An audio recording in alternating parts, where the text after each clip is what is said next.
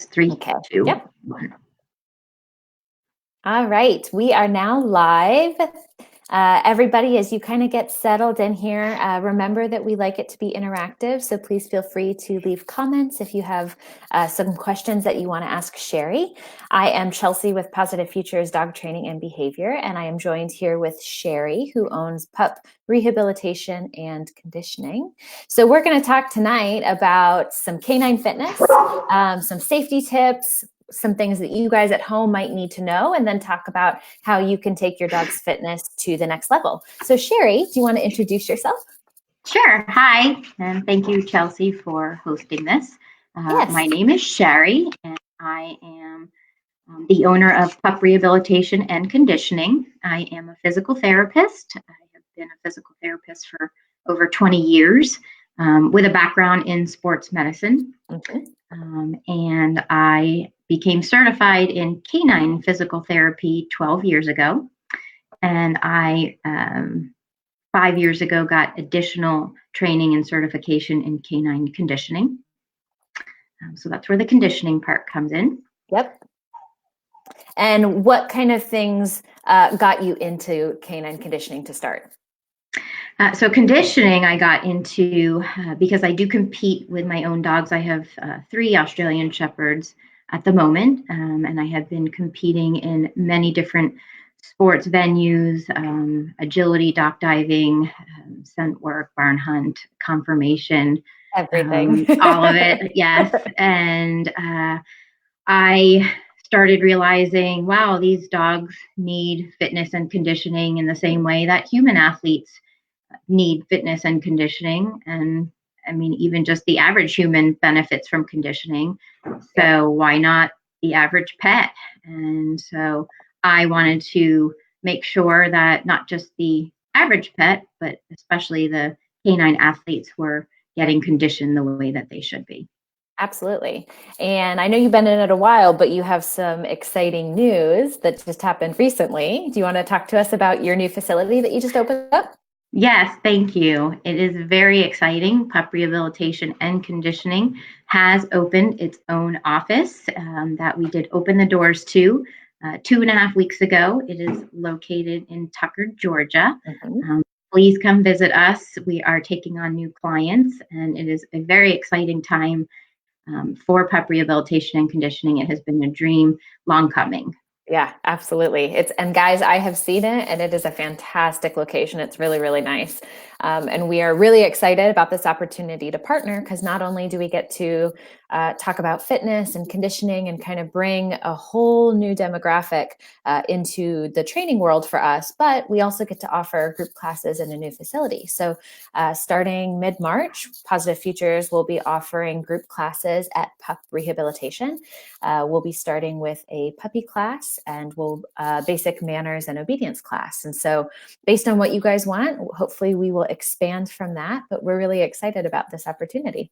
Yes, and so are we. I definitely believe in treating the dogs as a whole, and it starts with training. So yeah, it really does. And everybody's like, oh, is my dog too old to learn a new skill? But, No. Absolutely not. We No. have clients that are 12, 13 years old, and they're still learning new things. So if and you've the been thinking same about goes getting your with dog into the same fitness, goes with fitness. yeah, Yes, absolutely. Yeah. So let's go ahead and start kind of diving into fitness. So there's kind of been with diet and health has been, I think, on a lot of people's minds with the information that's coming out about DCM.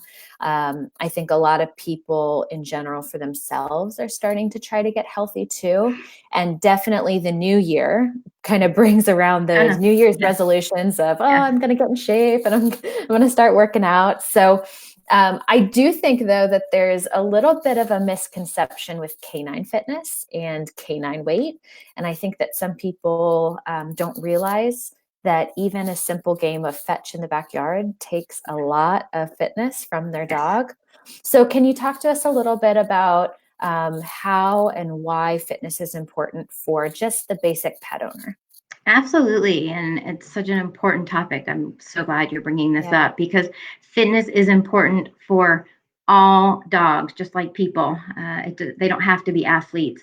Anyone can benefit from fitness. So great. If you're getting that New Year's resolution for yourself to get in fitness, Yeah. wonderful. Bring your pet along with you.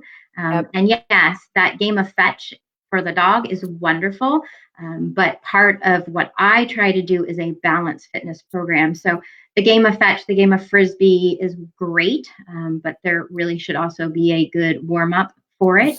And your dog should be performing at the level that's appropriate for the dog, which I know we're going to get into a little bit as far as age and what's appropriate for different ages. But absolutely, the more we move, the better we feel. Body in motion stays in motion. And dogs are meant to move. They are creatures that are meant to move. And so fitness can start with something as easy as a walk, taking your dog for a walk or for a hike, and getting them off the couch certainly will help. A balanced fitness program, as I mentioned, is comprised of 5 different components. So there is the aerobic capacity, which is your longer types of exercises, your walks, your jogs, your hikes. The anaerobic, which would fall in the category of fetch, frisbee, ball playing. So that's your short little bursts of exercise and activity. Strength training is really important.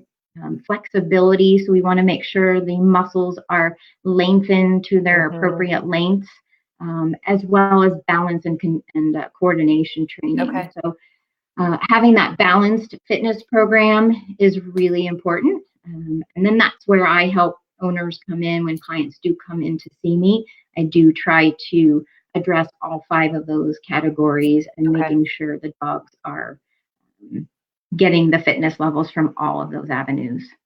Okay. And you would then send somebody home with a training plan where they could continue to work on like homework assignments for fitness, where they'd be able to do some of these skills at home as well as in your office, right? Oh, absolutely. The owner actually is a more important component of this team than I am.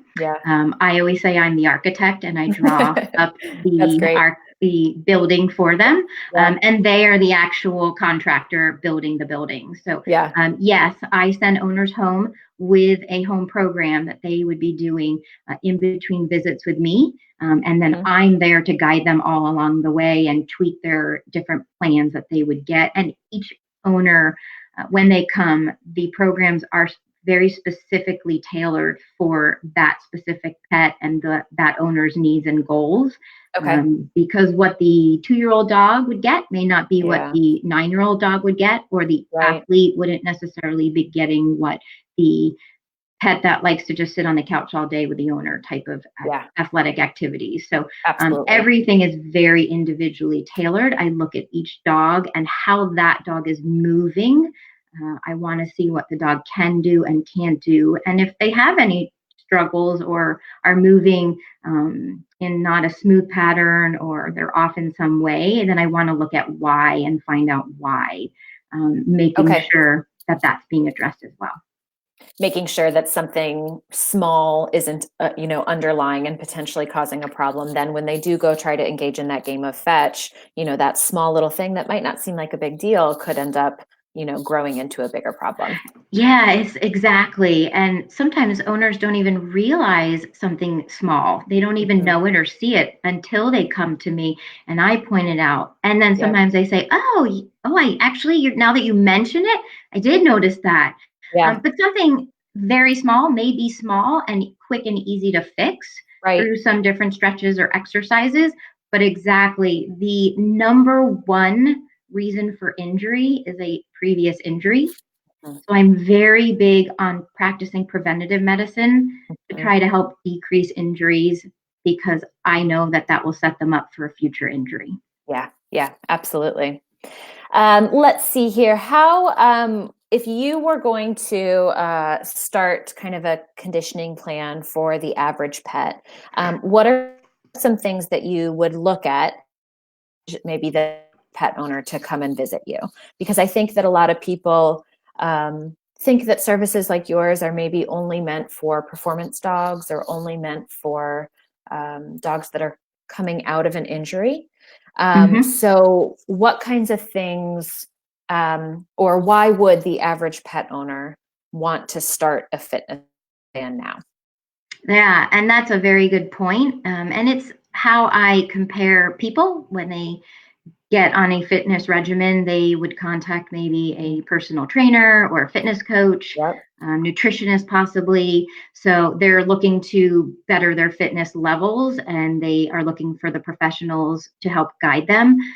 So the dogs don't have to be athletes. The dogs don't have to be recovering from an injury or surgery, just like us. The average person, I'm the average person. I'm not an athlete.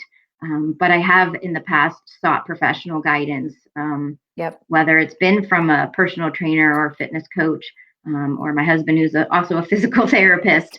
But yeah, as far as the average pet owner, that's actually the majority of my clients. Okay. And again, each pet that I look at is treated individually, as far as the dogs themselves and the owners. I'm very realistic as far as what an owner is able to do or not do. They don't need fancy equipment. They don't need expensive equipment. The more majority of things I give owners utilize everyday household objects in their home. But to me, once again, the average owner is doing the fetch in the backyard, is Right. taking the dogs for the walks. But what they may not realize is that frisbee or that fetch in the backyard is great, but without that proper warm up and cool down, or without that good proper fitness to help support the dog's body for those play type of behaviors, or even maybe they're wrestling with their housemates, Yep. that can certainly set them up for injury risk. And Yep. so I try to come up with plans for those dogs. And once again, I am looking to see, oh, they're tight here. Let's work on stretching. Let's work on flexibility exercises. Let me give you a good warm up and cool down program. Yep. Let me give them good fitness programs. Absolutely, the more they move, the more fitness they have, the better their weight is, and then the longer they do live. Yeah. So let's talk about weight for just a moment, because I'm sure that you see quite a bit of it. And it's a personal pet peeve, we'll say, of mine, is when I see dogs that are carrying too much weight.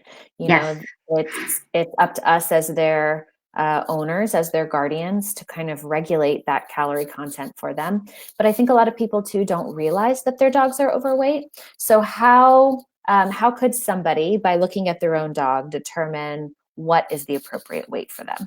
Yeah, and that is a little pet peeve of mine as well, because we do have the capacity to feed our pets how much or how little they eat. But I do also know some of that can also be the pet food companies, Yep. because they put recommendations on their pet labels.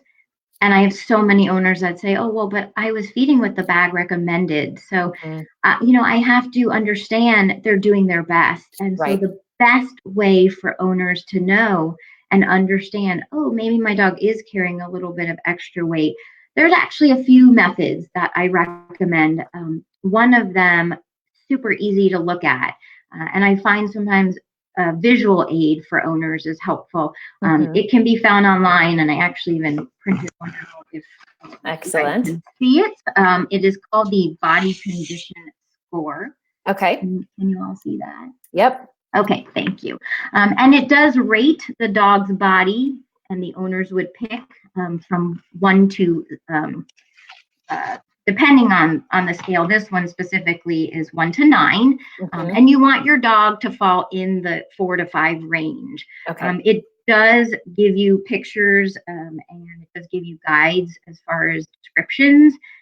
But as far as advising owners, when they place their hands on their dog's sides very lightly, it should feel like if I touch my fingers very lightly, I can if I close my eyes, I could delineate one finger from the next. Yep. If you place your hands on your dog's rib cage without pressing, even dogs that have heavy fur, get past the fur, and you should be able to delineate one rib from the next. Okay. So that's a really easy one to be able to just feel those ribs with your fingertips. Yeah, absolutely. Another one is looking at your dog from the top and the side. So from the top, you should be able to see a waistline. Okay. You absolutely should see a change from the dog's shoulders to the waistline, and then back like an hourglass to the hip region. And then looking at the dog from the side, they should have what's called an up tuck. So most dogs should slant up where the belly is. So the chest would be lower and then the belly should be higher. So that's called an upslip, and the dog should see that. You should see that in a dog from the side view. And then if dogs are overweight, the easiest way to help that is, of course, to decrease calorie intake by two methods. One, of course, feeding less to shed those unwanted pounds, as we all experience coming into the new year. Yes, we do. Yeah. And the other, of course, would be to exercise more. And I work with a lot of pet owners with overweight pets to help give them a good nutritional and exercise program, so that because just like with people, you don't want to lose that weight too quickly.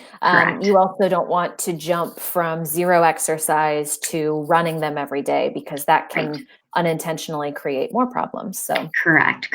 So yeah, exactly. The couch to 5K for dogs absolutely is the safest way to go. And the other thing I try to help owners understand, because we love our pets and they're with us way too short. But Purina did a study many years ago on dogs who were overweight. And what they found was dogs who were overweight were living an average of 2 years less than dogs that were at a healthy, lean body weight. And I know most pet owners would kill for one extra day, let alone 2 years with their pets. So that's an eye-opening thing. Absolutely. And guys, as we move through this, if you have questions about fitness, questions for Shari, please feel free to post them in the comments below. We will have some Q&A at the end of this. So yes, Sarah, making fitness fun. Absolutely. And that is one thing I really try to do with my owners, because I want this to be a lifelong thing that they do with their pets. And so it is about having fun with your pets, and both of you getting in shape together or having fun, and that it's a partnership. Truly. Absolutely. And I know that you mentioned teaching the average pet owner how to do fitness using things that people already have at home. And a lot of those fitness exercises turn into tricks, and I know that when I personally pull out equipment to work on fitness, the dogs get so excited because it's a game, and it's one of those things that bonds you to them. And so it really does. Fitness is fun when you can, especially when you can do it with your dog. For sure. Absolutely. And my dogs all know my canine fitness gym is in the basement, and they know when I'm grabbing their treats or their kibble and heading down to the basement, they know exactly what that means. And that's really what I strive for my owners as well, is that that they enjoy it that much too. Forward to it. Absolutely. So moving on from weight, there are definitely some exercises that are less safe for dogs to do on a regular basis. Just like with people, there are ways certain exercises can be made a little bit easier on joints. Can you talk to us about some of the activities that pet people engage in with their dogs, and maybe some considerations to take before they partake in those exercises? Absolutely. A lot of things that I see, and again, it's really just more from lack of knowing and lack of knowledge. And we get these puppies and they're full of energy and excitement and they want to do. And a lot of things that I see is that these young babies are being started doing things way too young, and in forceful situations. And when I say forceful, I mean on leash. So we tend to go for these long hikes with young dogs, or allow them to jump on and off the furniture, which, with growth plates still forming and joints and ligaments and tendons still forming, can be very tedious and very hard on the dog's bodies. So trying to limit, or even altogether taking out that ability for the puppy to jump off the bed, off the couch. And a little rule of thumb I use for owners with going for walks or hikes is, for every month the dog is old, 5 minutes of walking or jogging or hiking. it's not a black and white. Again, if they were to come to my clinic, it's certainly very individually based. Right. But just to help give owners a guide, Yep. I do recommend that. Another exercise I see, which used to be a very big fad, and I will be the first to admit I did a lot of it as well, until a colleague of mine did some science behind the research of it, is bag exercises, the sit up and bag or sit pretty. And what was found is it actually puts a lot of stress on the dog's spine. Dogs are not meant to be upright like we are. And so that bag exercise does put a lot of stress on the upright spine of the dog. So I did away with that in my own repertoire, and I do not recommend it for owners anymore as well as standing up on the back legs unsupported. You know, obviously, if your dog has front legs on you or the counter, hopefully they don't. Necessary. Hopefully that's what they come to you for then, if that's the case. But standing up on the back legs unsupported, I see even some people train that as a trick, or going from sit to that tall stand. Again, also puts a lot of stress on the knees and on the cruciates, which is a big injury, the cruciate ligament. And really any activity that the dog is not conditioned for. So I see a lot of those weekend warriors. The dog's never really played fetch, goes to the park and all of a sudden plays fetch, or frisbee, or even the athletes where the dogs are not properly conditioned for their sport. Right. And then I will see injuries in that regard as well, because they are not appropriately exercised and conditioned. Yep. Now let's talk about fetch and frisbee for just a minute, because I know that's an exercise that a lot of my clients engage in with their pets, because it's an easy way to kind of tire the dog out quickly. But just like any exercise, there should be some restrictions in terms of age and restrictions in terms of frequency. Can you talk to us a little bit about how to safely engage in those activities, or what are some things people should think about before they do that? Absolutely. And so back to the young dogs, you don't want to have them jumping any higher when they're, for the first few months, any higher than their wrist height, or what's called the carpus. And then as they get to around the 9 months of age, no higher than the elbow height. So with frisbee, that's the big one where the puppies are jumping, or young dogs are jumping for. I do recommend, if people really want to engage in frisbee, then doing what's called rollers. So rolling the frisbee on the ground versus tossing it through the air. But just like any repetitive motions, it's really important to make sure those dogs are properly conditioned for it. I mean, I'll admit I compete in frisbee. I play frisbee with my dog, but number one, he's very highly conditioned for it, and it's not something I would do daily with him.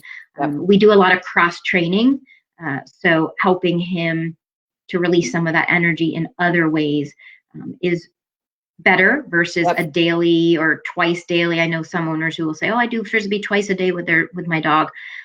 That can be a lot.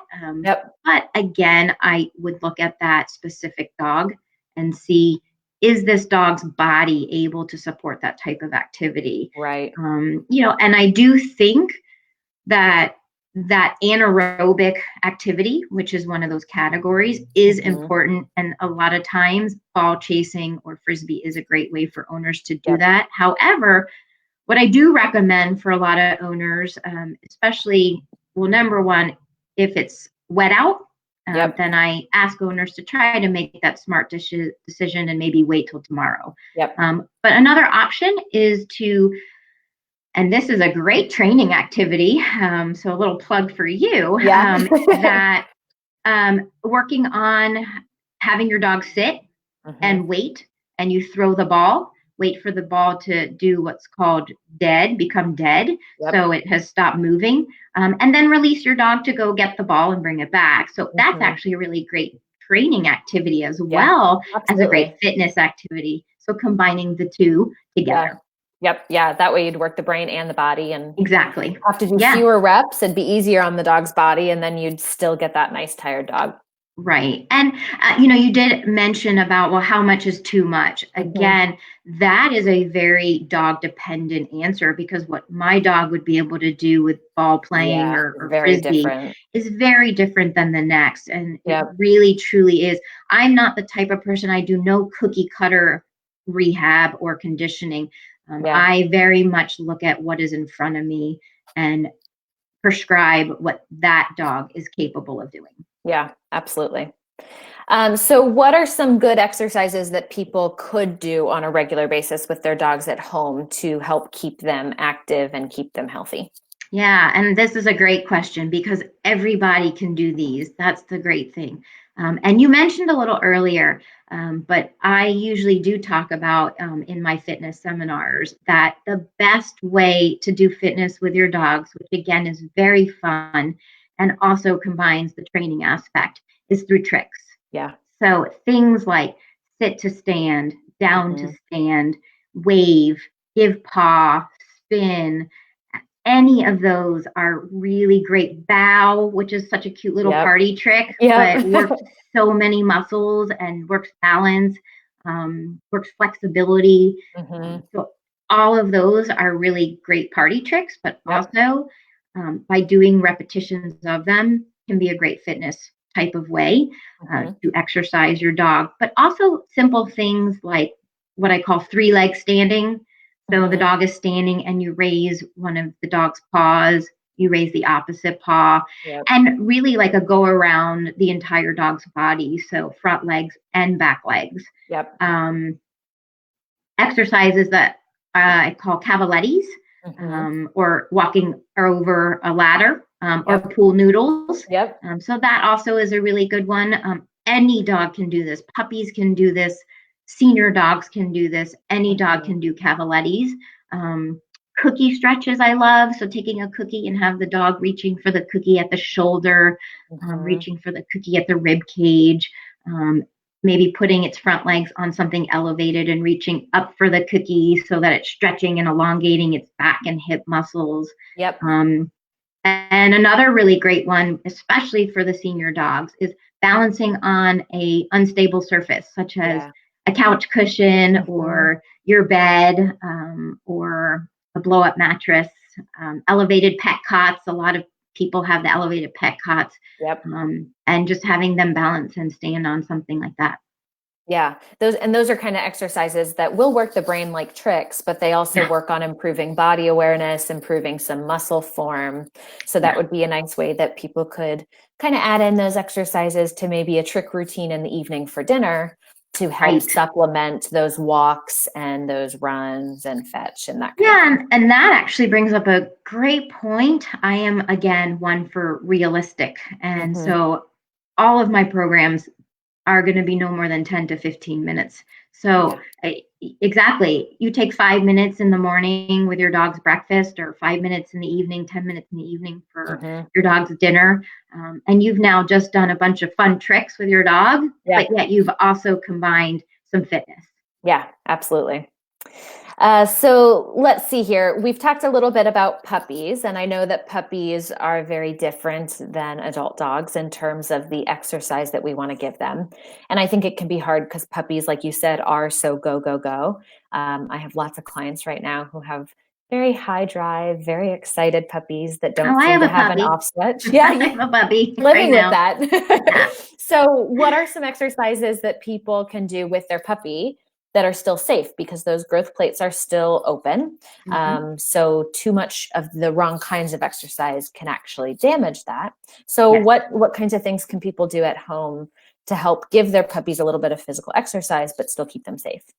Yeah, and I do help owners, and I know I'm sure you do as well, working the Mhm. mental aspect. But um, things I had mentioned, I believe a little bit ago, a lot of those tricks. So Yep. if you've already started teaching this, the sit command, the down command, and doing what I call puppy push-ups. So then turning them into a whole routine. So Hmm. teaching the puppy sit, stand, down, sit, down, stand. Hmm. So you're combining those two commands, which actually is a great training thing also, because the puppy really has to listen Yeah. but Yeah. you're now also working the mental as well as the physical aspect. So that's a Mhm. very safe, simple exercise. Backing up Mhm. is a great one. So puppies, as much as we want to burn tons of energy, Mhm. because of their growth plates, we are much safer exercising them in short amounts. So again, back to that 5-minute routine. It's just a safe, easy, general rule to give owners. Yep. So let's say the puppy's 3 months old, 15-minute walk, wonderful, but that puppy still wants to go, go, go. Well, Mhm. if you bring it in the house and you do some of those puppy push-ups and some other activities that I'll mention in a moment, usually you're going to have a tired puppy. But Yeah. with a young puppy, depending on the size of it, um, typically by 6 to 9 months or prior to 6 to 9 months, you really only want to focus on what is called proprioception. So no strength work, and no cardiovascular work. Mhm. Proprioception is the Yep. brain's ability to determine where the body is in space. And young puppies tend to struggle with this. So if Yes. they look a little awkward or they're Uh-huh. falling all over the place, they're tripping over themselves, that's not uncommon. And so helping them with that. So back to Mhm. those cavalettis or those pool noodles, or walking over a ladder, that's a great Yep. one. Backing up is a Yep. great one. Teaching them what I call spin or twirl. So Mhm. having them turn one direction, turn the other direction. So you do Yeah. always want to work the puppy equally both sides. Mhm. Um, Teaching the puppy to wave or give paw, again, also both sides. Yep. So those are just some quick, easy ones that owners can teach the puppies, which is fun Mhm. in a training perspective, but also easy, safe ways to exercise that Yeah. puppy. We will recommend to clients too to do like little jungle gyms where they'll put couches and pillows on the ground so that the dog is walking over lots of different surfaces. And Yeah. that's something that's great for socialization because they're learning that things under their feet that move are not scary. Mm-hmm. Also good for body awareness, like you were talking about proprioception. And I think what a lot of people don't realize is the benefits that has. Right? Right. Teaching your dog how to be brave with when things under their feet are not predictable. Right. And that body awareness so that when they are old enough to safely be active, they know where that rear end is and they're less likely to have injury then. So it's kind of a Exactly. win-win. I think Yes. the other thing too, while we're on the puppy concept, is that puppies normally don't come with an off switch. We have to teach it. And so Mm-hmm. that's a really great time to work on things like settle on a mat and bed versus tiring them out, And physically and hoping potentially, they and fall hoping asleep that so they you can watch crash. some TV or get some work Yeah, done. Right. exactly. Instead, Yes. just kind of taking a few moments, working out the body through those exercises you mentioned, and then going, okay, now is rest time. Let's have some cookies for sitting softly with a bone on our bed. Yes. And that's Exactly. very valuable for them as well. Exactly. And that's where, to me, both professions are so valuable together because Mm-hmm. we can, with some, I mean, I have Australian Shepherds, they can go all day. Yeah. And I certainly had to teach them that off switch. Yeah. And I I did. don't have I enough did too. time in the day to exercise them if that was the case. So Yeah. teaching them after they've had some fitness and some exercise and they've exercised their brain some as well. Yep. And again, I know also food toys, treat Yeah. dispensing toys, things Yes. like that are Awesome. great, Yep.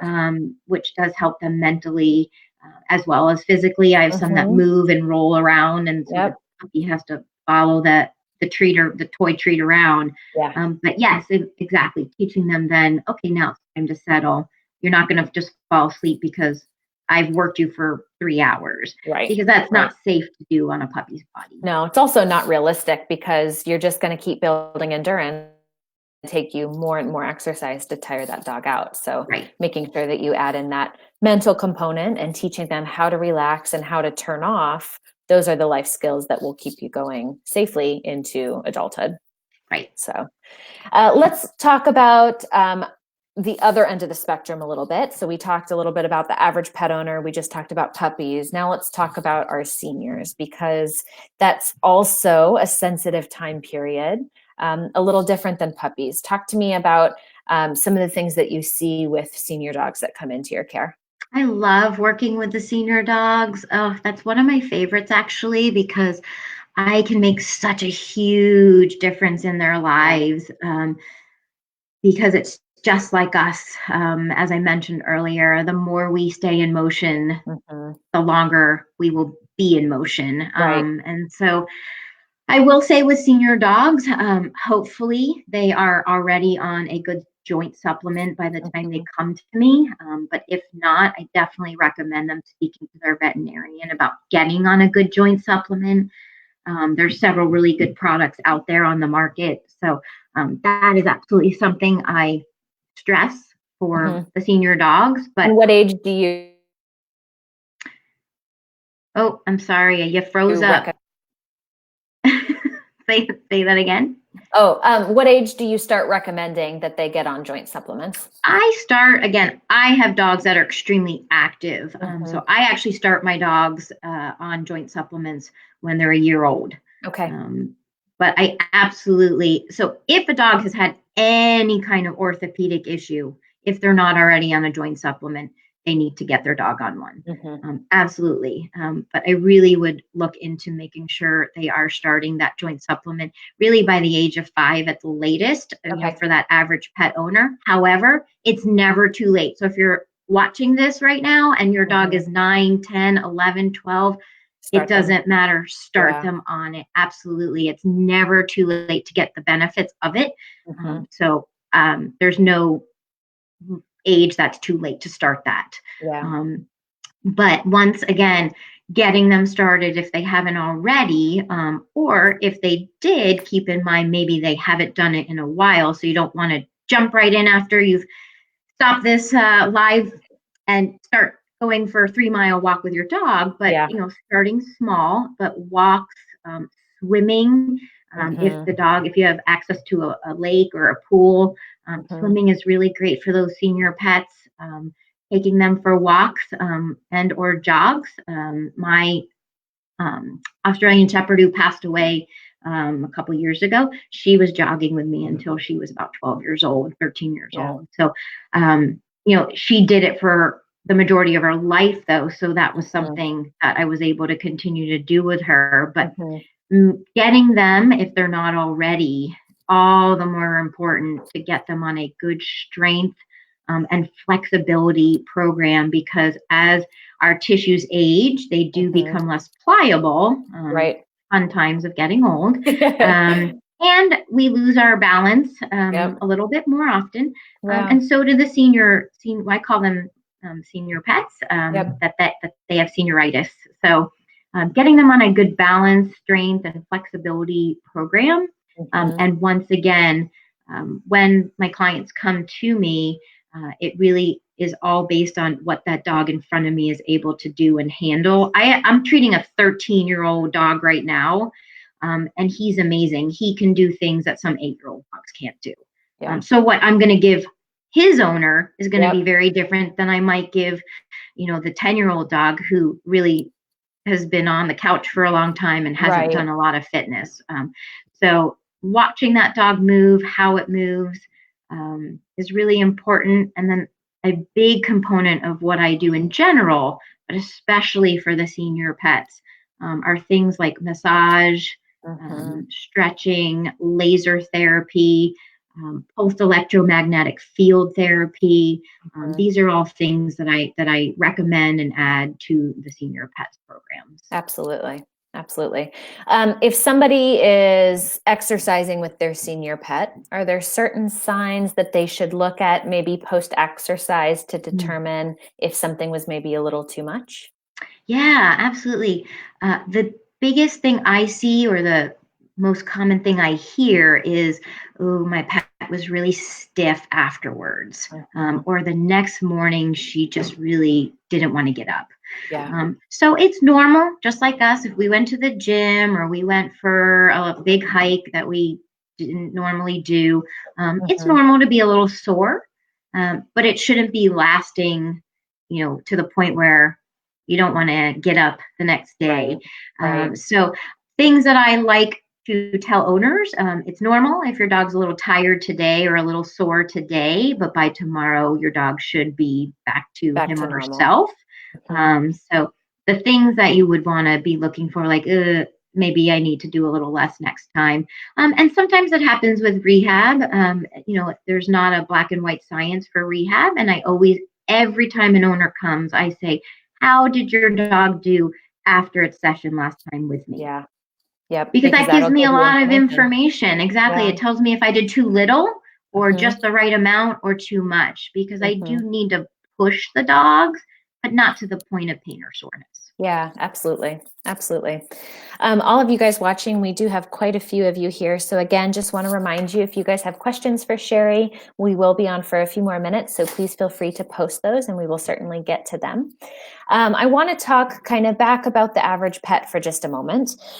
You mentioned an appropriate warm up and cool down for exercises like running or exercises like fetch. Could you give people a few tips on what that would look like or some things that they should do during that warm up and cool down? Sure. So it does depend on the activity that is going to be following the warm up. So if you are, going out for a walk with your pet, the walk in and of itself would be the warm up. You would start a little slower and then just increase your speed. Yep. If you're looking for something like frisbee or ball fetching, so keep in mind what you're asking your dog to do, which if you break it down, it would be the dog is either standing still or moving right near you and then is taking off full speed after an object. And so that really is an explosive motion.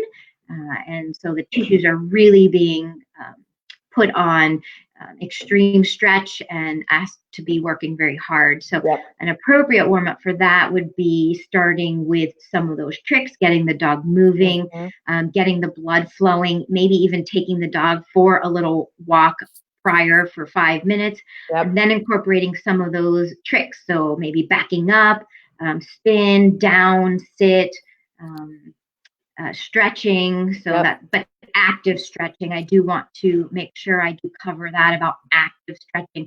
All warm up, no matter what the activity that is going to be following it, all of your stretching should be what is called active stretching. Okay. Meaning the dog is doing it him or herself. So those cookie stretches I mentioned earlier, where you take the cookie to the dog's shoulder, to the dog's side, or straight up overhead. So the dog is actively stretching its own body.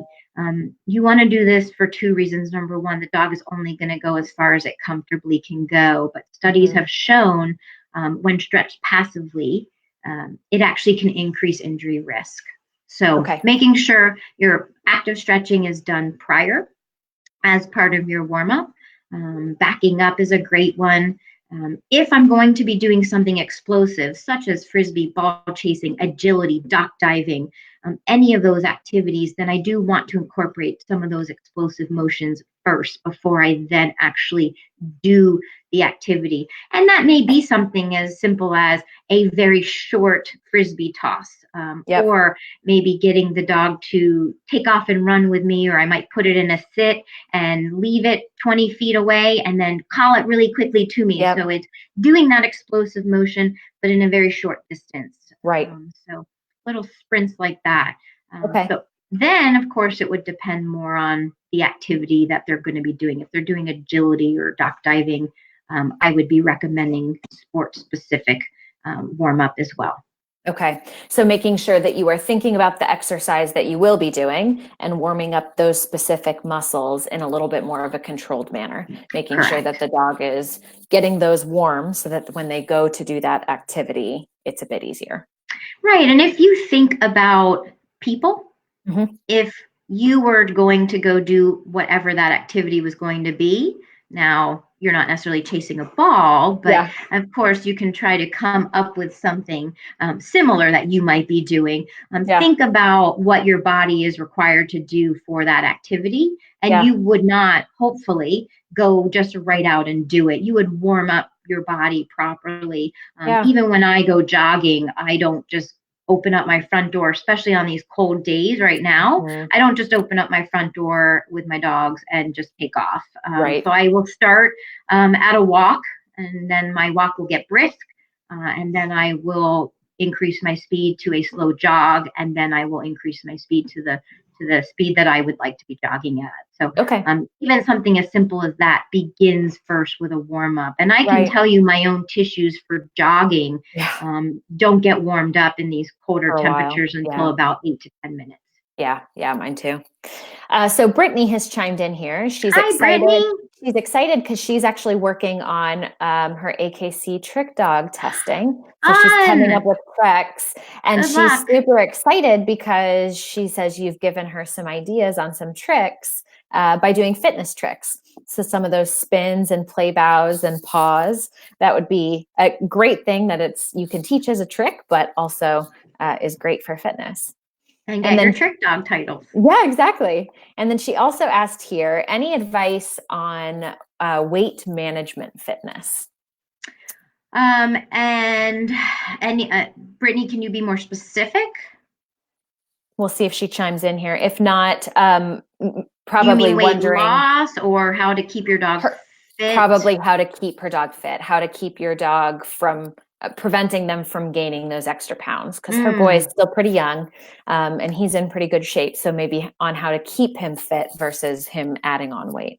Yeah, and so that body condition scale, I will tell you again, my dogs are very active as well, but believe me, I am putting my hands on them probably several times a week, making sure I can still feel those ribs, making sure I still see that tuck, that hourglass figure. I have very fluffy dogs, so sometimes, and actually, I have been told by friends of mine that they have thought my dogs were fat until they actually either saw them wet or put their hands on my dogs. And anyone who has felt my dogs know my dogs are very lean, healthy body weights. And so really keeping your hands on those dogs, especially if they are a fluffier type, and feeling those ribs, feeling that hourglass, feeling and looking for that up tuck would certainly help to make sure, oh, you know what? Those extra bones he's been having lately must have put on a few pounds, or I did change my food lately.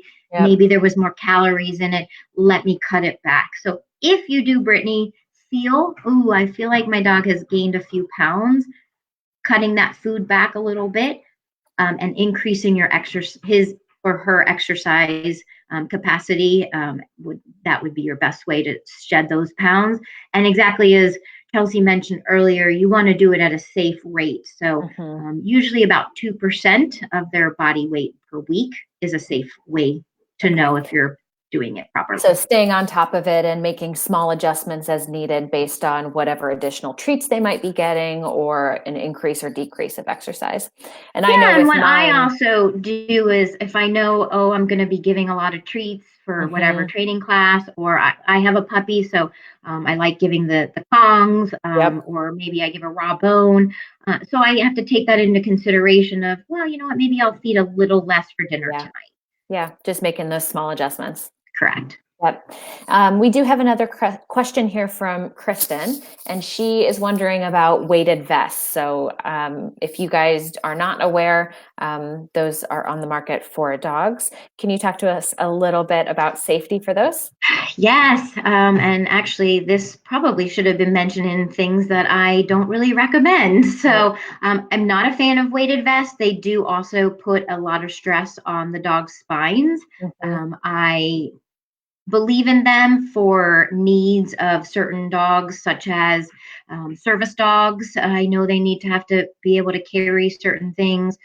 Dogs maybe that are hiking a lot with their owners and also have to carry certain things for the owners or themselves. Maybe the dogs that are skijoring or bike joring, same type of thing. But the weighted vests, otherwise typically are not recommended, especially in high weights. So if you're doing them in low weights and if you're doing them not often, and when I say not often, once a week, because you don't want to all of a sudden put it on your dog and then not get to it again for 6 months, because that would be that week and warrior issue. But really, as far as weighted vests, if you're asking about age and you're dead set on doing it, I would 100% wait until the dog is fully grown. Yep. Because you So never want to put that stress on a dog's body until the tissues are fully developed. yeah, and remember, guys, that for those larger breeds, that those growth plates can close much later. For a giant breed, it could even be up to 2 years of age. Yep. Yep. All right, we've got another question here from Camille. She says, with puppies growing, are there specific postural things to look out for while they're growing, like roach back, easty-westy feet? I've seen, dogs that are cow-hocked in the back. So looking out for those, what to look out for, and are those things that can be corrected? Oh, Camille, such a good question. Thank you for that one, actually. So there are certain things that can be corrected. The key is, and not every owner will know this answer because maybe they didn't have their puppy at 8 weeks of age, Right. or they don't have access to pictures of their puppy at 8 weeks of age. And so that may not be knowledge that every owner has. However, what a puppy looked like at 8 weeks is what a grown adult dog will look like from that same photo. So if the dog did not have a roach spine at 8 weeks of age, then it should not have a roach spine ever in its life. A roach spine, which for some, if they don't know what that is, it is a curved spine. And most breeds, except breeds like Whippets, Greyhounds, should not have what's called a roach spine. So if at any time in a growing puppy's life you are seeing that, that would absolutely be reason to bring your puppy to me, because it could be something as simple as it tweaks something in its back, its pelvis is rotated, something is bothering it. However, the easty-westy question is a very good one. Again, if the puppy had that at 8 weeks, that's a structural thing that really cannot be fixed. But I have helped puppies with things like what's called weak pasterns. So the pasterns are the wrists in dogs, or the toes being a little flatter. Those are things I have been able to help owners with. But as far as changing structure, if that was the dog structure at 8 weeks of age, that is absolutely going to be the dog structure. And there's not tons that can be done from a rehab or conditioning perspective to change those things. I will say, though, if it is suspected that a dog's hips may be a little lax, and not hip dysplasia, but a little lax, I absolutely have techniques and treatments that can help that as well while the puppy is growing. Okay. Well, and let me mention this too. Those things, like you said, might not be able to be corrected. So we would think of maybe dogs that are going into the conformation ring where you want everything to be, just right. But if it can't be corrected, there probably are still some things that you can and should be doing to help support that body. Yes. I know that from personal experience, my knees are not aligned right. And so there are things I have to do to make sure that the muscles all around it are strong enough to help support the body. So it's probably similar in dogs in the sense that they would need a little extra assistance, for example, from somebody like you to help keep them healthy and strong.